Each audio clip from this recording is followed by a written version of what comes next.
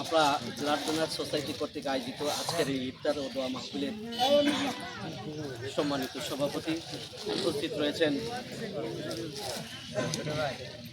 রায়গঞ্জ উপজেলা বিএনপির সাবেক সংগ্রামী সভাপতি ধানগড় ইউনিয়নের সাবেক সফল চেয়ারম্যান জনাব শামসুল ইসলাম আমাদের মাঝে আরও উপস্থিত রয়েছেন।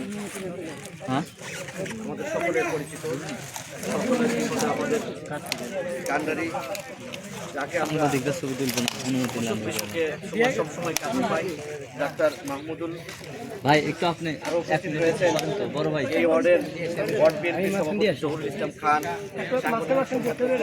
বড় ভাই একটা ছবি নেই, সহসভাপতি আমাদের সাবেক মেম্বার সাহেব, আরও গণ্যমান্য ব্যক্তিবর্গ সকলকে জানাই আমার সংগ্রামী সালাম, আসসালামু আলাইকুম। আমি কয়েকদিন ধরে ইফতারির আগে একটা কথাই বলে যাচ্ছি যে পবিত্র মাহে রমজান মাস গুনাহ মাফের মাস, এই মাসটা আমাদের কাছ থেকে চলে যাচ্ছে। আমাদের ভয় হওয়া উচিত, আমার নিজেরও ভয় হওয়া উচিত, আমাদের সকলের ভয় হওয়া উচিত যে এই মাসের উসিলায় আমাদের গুনাহ মাফ হয়েছে। যদি মাফ না হয়ে থাকে তাহলে বড়ই বিপদ আমাদের জন্য। কাজে এখনও যেটুকু সময় রয়েছে, আজকের দিন কালকের দিন বা আরও একদিনে আমরা যা পাবো, একটাই বক্তব্য আমাদের, সেটা হচ্ছে যে আল্লাহ এই মাহে রমজানের উসিলা করে আমাদের সকলকে আপনি মাফ করে দেন। এটা হচ্ছে আমাদের সবচেয়ে বড় প্রার্থনা।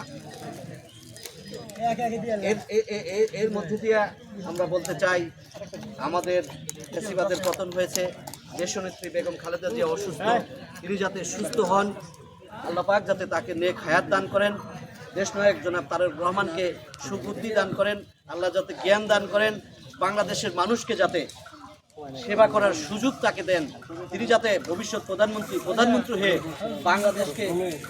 বাংলাদেশকে একটা সুখী সমৃদ্ধিশালী বাংলাদেশ গড়ে তুলতে পারেন, সেই প্রত্যাশা রেখে আমি আমার সংক্ষিপ্ত বক্তব্য এখানেই শেষ করছি।